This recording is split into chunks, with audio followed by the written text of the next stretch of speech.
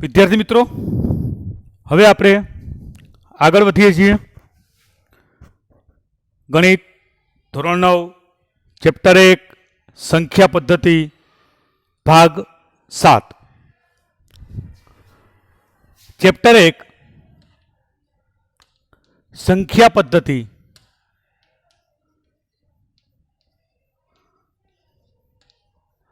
અને ભાગ 7. આપણે થોડુંક રિવિઝન કરી લઈએ. લાસ્ટ લેક્ચરમાં આપણે જોયું હતું કે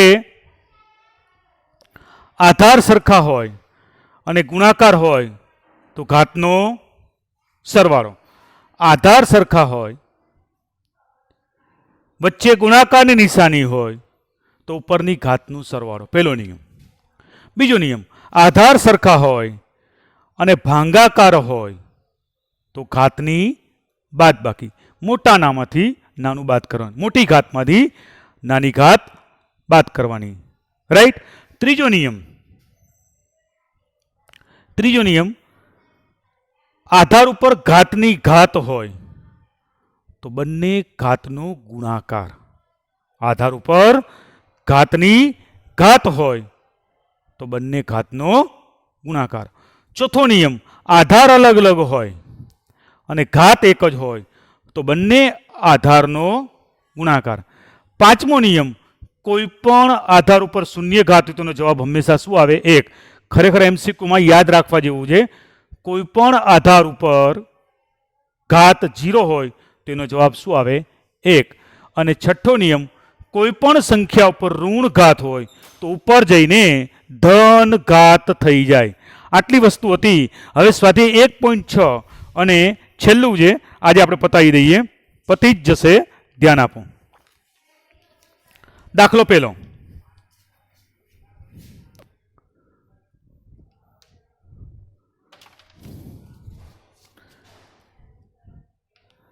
દાખલો 1 નો બરાબર, દાખલો 1 એનો પહેલો, 64 ઉપર 1/2 ઘાત, 64 ઉપર 1/2 ઘાત, 1/2 ઘાત એટલે 64 એવી કઈ સંખ્યાનો વર્ગ છે, એવી કઈ સંખ્યાને 2 વખત સતત ગુણવામાં આવે તો 64 આવે? તો 8 × 8 એટલે 64. તો આપણને ખબર પડે 8 × 8 બરાબર 64. બાળકો 8 કેટલી વાર છે? 2 વાર છે. એના ઉપર કેટલી ઘાત છે? 1/2 ઘાત. આને અંશ કહેવાય અને છેદ કહેવાય. અંશ અને છેદ ઉડી ગયા એટલે કેટલા વધ્યા? 8. ફરીથી 64 ઉપર 1/2 ઘાત એટલે કઈ સંખ્યા જે 2 વાર રિપીટ કરીએ તો 64 આવે? 8 × 8. 8 કેટલી વાર આવ્યા? 2 વાર. 2 ઉડી ગયા. દાખલો નંબર 2, 32 ઉપર 1/5 ઘાત, 32 ઉપર 1/5 ઘાત એવી કઈ સંખ્યા લ્યો કે જે આપણે વારંવાર ગુણીએ, 5 વાર ગુણીએ તો 32 થાય.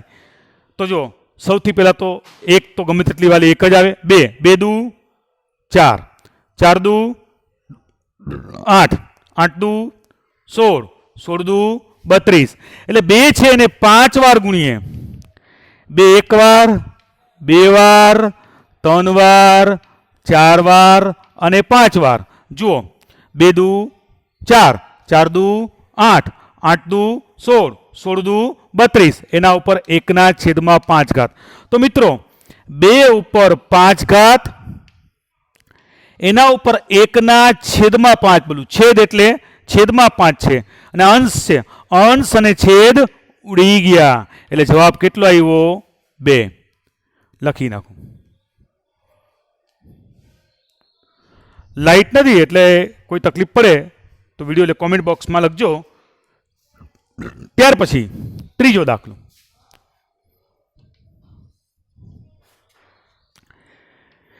125 ઉપર એકના છેદમાં 3 ઘાત. હવે છેલ્લે કેટલા આવ્યા છે? 5. એટલે 5 આપણે કેટલી વાર ગુણશું? 5 ગુણ્યા 5 એટલે 25. 25 50 125. એટલે 5 ઉપર 3 ઘાત, એના ઉપર એકના છેદમાં 3 ઘાત. છેદ અને અંશ ઉડી ગયા એટલે શું આવ્યું? 5. ક્લિયર? દાખલો બીજો, બીજાનો પેલો. 9 ઉપર 3/2 ઘાત. હવે જુઓ, ધ્યાનથી સમજો, છેદ જ આપણે જોવાનો, અંશ નહીં જોવાનો. તેવી કઈ સંખ્યા છે કે જેને 2 વડે ગુણીએ તો 9 આવે? 3 તેરી 9, 3 ગુણ્યા 3 9, એના ઉપર 3/2 ઘાત. એટલે 3 કેટલી વાર આવ્યા? 2 વાર. તો 3 ઉપર 2 ઘાત, એના ઉપર 3/2 ઘાત.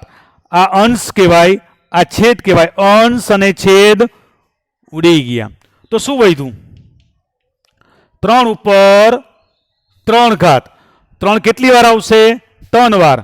1 વાર, 2 વાર અને 3 વાર. 3 તેરી 9, 9 તેરી 27. એટલે તમારી કિંમત કેટલી આવી? 27. 9 ઉપર 3/2 ઘાતની કિંમત કેટલી આવી? 27. સમજાઈ ગયું? જુઓ, છેદને જ આપણે જોવાના.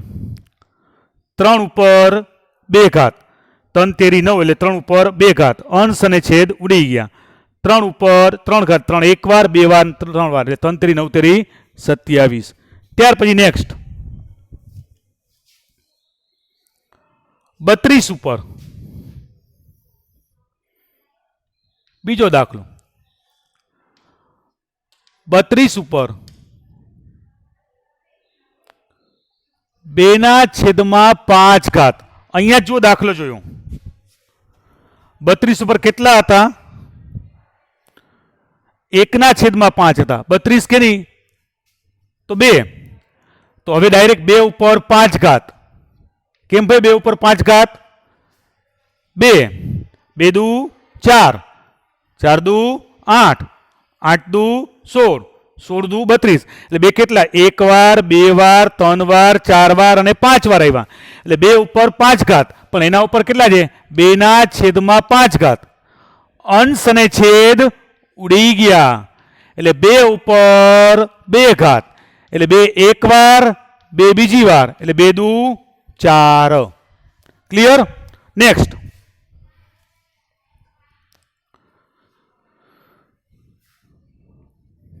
ત્રીજું, 16 ઉપર 3/4 ઘાત. 16 ઉપર 3/4 ઘાત. મિત્રો 16 એટલે 2, 2 દુ 4, 4 દુ 8, 8 દુ 16. 2 કેટલી વાર આવશે? 4 વાર. તો જુઓ, 2 4 વાર, એના ઉપર 3/4.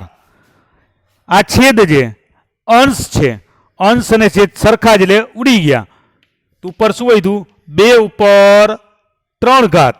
2 એક વાર, 2 વાર, 3 વાર, એટલે 2 દુ 4 દુ 8. લખી નાખો.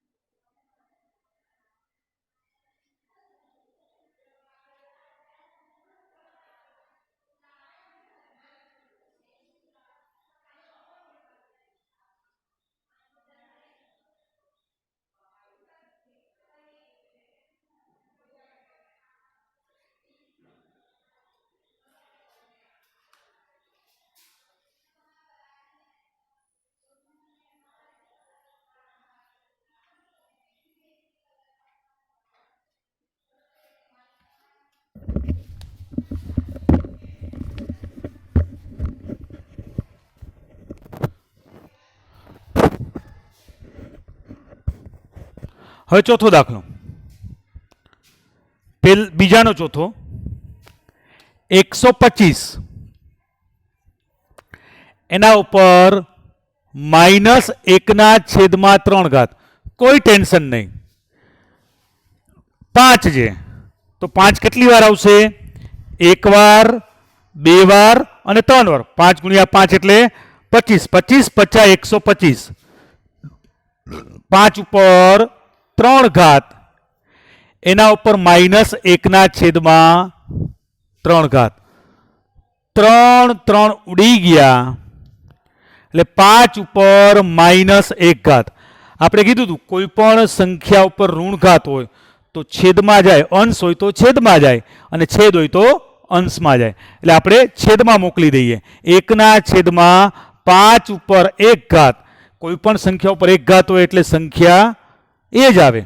કોઈ પણ સંખ્યા ઉપર 1 ઘાત હોય તે સંખ્યા એની એ જ રહીએ. એટલે કેટલા આવશે? 1/5. તો તમારા આ દાખલો ચોથો હતો, લખી નાખો.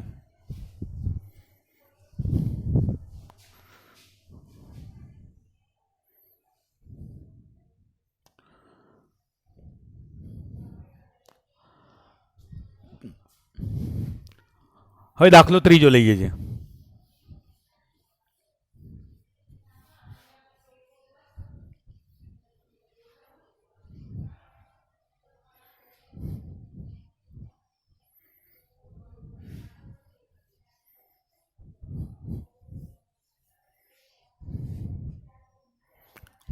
લખાઈ ગયું? પૂછી નાખું છું.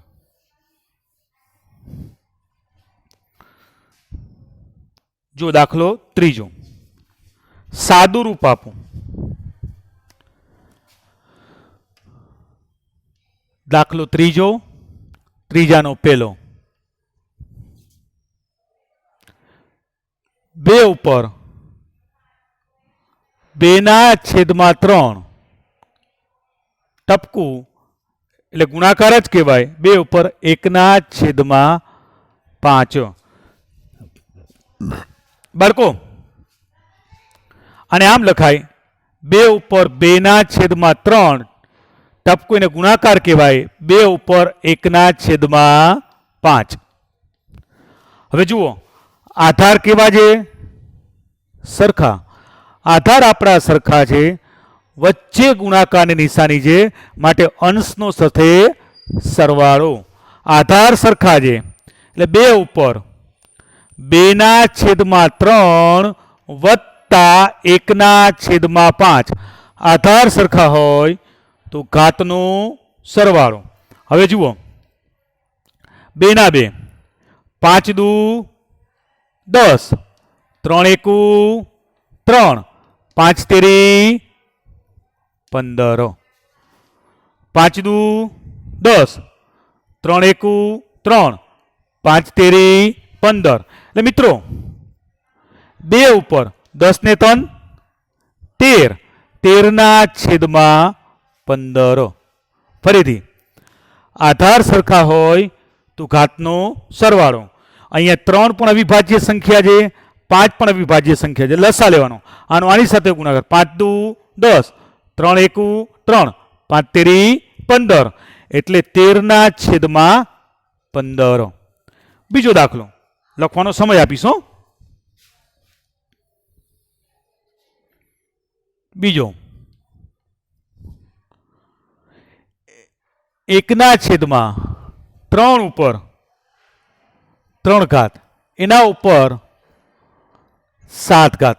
જો ઘાતની ઘાત છે, આઈ ઘાત છે, આઈ ઘાત છે, ઘાતની ઘાત. પછી તમે જોઈ શકો છો કે આ ઘાત બેયને લાગુ પડે છે, 1 ને પણ અને 3 ને પણ. એટલે આપણે 1 ઉપર 7 ઘાત છેદમાં 3 ઉપર 3 ઘાત, એના ઉપર 7 ઘાત. આ 7 બંનેને મળે. હવે 1 ઉપર ગમે તેટલી ઘાત મૂકો, જવાબ કેટલો આવે? 1. 1 7 તેરી 21 3 ઉપર 21 ઘાત. હવે 3 ઉપર 21 ઘાત એટલે 3 1 વાર 2 વાર 3 વાર 4 વાર 5 વાર એમ 21 વાર સુધી લઈ જવાના અને ગુણાકાર કરવાનો. 3 તેરી 9 9 તેરી 27 27 તેરી 81 81 243. પછી તો મારે કેલ્સીની જરૂર પડે એટલે આનો ગુણાકાર કરવાનો નહીં. આટલું લખી લ્યો એટલે તમને પૂરેપૂરા માર્ક મળે. 5 10 5 ઘાત સુધી હોય તો આપણે ગુણાકાર કરી શકીએ અથવા સહેલાઈથી આનો થાય ખરો પણ ખૂબ લાંબો થાય જેની કોઈ જરૂર છે નહીં. હવે આવે ત્રીજો દાખલો.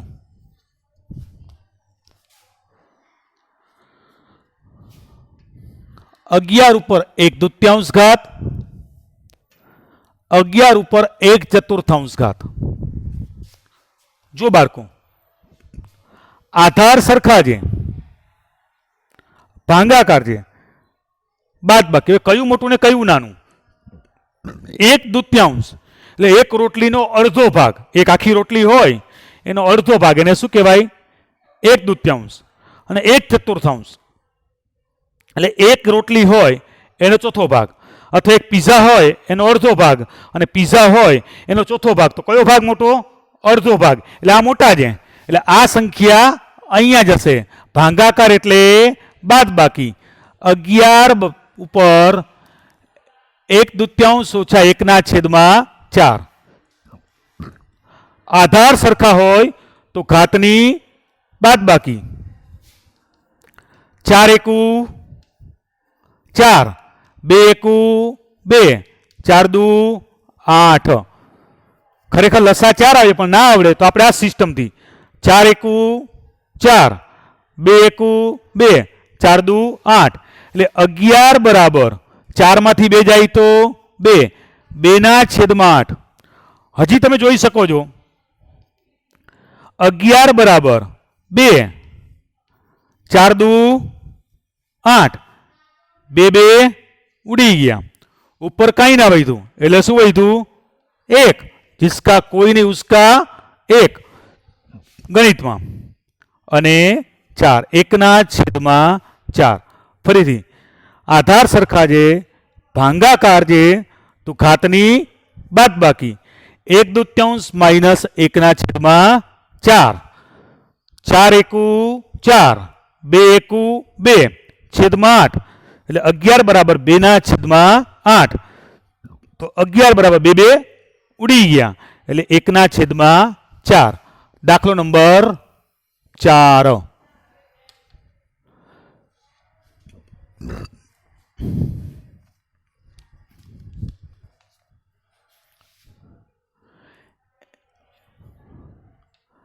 સાત ઉપર 1/2 ઘાત ગુણ્યા 8 ઉપર 1/2 ઘાત. બાળકો જુઓ હવે અહીંયા આધાર સરખા હતા, અહીંયા આધાર અલગ અલગ છે. અહીંયા ઘાત જુદી જુદી હતી. ઘાત કેવી છે? સરખી છે. આધાર અલગ અલગ હોય અને ઘાત એક જ હોય તો બંને ભેગા કરી દો. તો જુઓ 7 ગુણ્યા 8 એના ઉપર 1/2 ઘાત. 7 અઠા 56 એના ઉપર 1/2 ઘાત. દાખલો પતી ગયો. આધાર અલગ અલગ હોય અને ઘાત એક જ હોય તો આધારનો ગુણાકાર ઘાત એમને એમ 56. હવે એક્સ્ટ્રા દાખલા તરીકે 5 ઉપર 0 ઘાત. કોઈ પણ સંખ્યા ઉપર 0 ઘાત તો જવાબ કેટલો આવે? 1. તો આનો જવાબ કેટલો આવશે? 1. બીજો એક એક્સ્ટ્રા લઈએ. 2 ઉપર -3 ઘાત 2 ઉપર -2 ઘાત. આધાર સરખા છે, ભાંગાકાર છે. તો જુઓ 2 ઉપર -3 નીચે વાળા જાય તો ઉપર +2. ઓછા હોય તો વત્તા થાય, વત્તા હોય તો ઓછા થાય. એટલે 2 ઉપર 3 માંથી 2 જાય તો -1. કોઈ પણ સંખ્યા ઉપર ઋણ ઘાત હોય તો છેદમાં જઈને કેવી થઈ જાય? ધન. એટલે 1/2 ઉપર 1 ઘાત બરાબર 1/2. તો મિત્રો આ સાથે તમારું સ્વાધ્યાય એક સંખ્યા પદ્ધતિ પૂરું થયું. એમાં કેટલા દાખલા આપણે નથી કર્યા ફરીથી કહી દઉં છું. સ્વાધ્યાય 1.2 નો દાખલો ત્રીજો, સ્વાધ્યાય 1.4 જે આપણે આવવાનું જ નથી એટલે ચિંતા કરવાની જરૂર નથી, સ્વાધ્યાય 1.5 નો દાખલો ત્રીજો. આ બંને દાખલાઓ એટલે સ્વાધ્યાય 1.2 નો દાખલો ત્રીજો અને સ્વાધ્યાય 1.5 નો દાખલો ચોથો, આ બંને આપણી સ્કૂલ ચાલુ થશે ત્યારે ડ્રો કરી અને સમજાવીશ અને એનું એક્સ્ટ્રા વિડીયો લેક્ચર પણ તમને હું મૂકી દઈશ. ઓકે, લખી નાખો.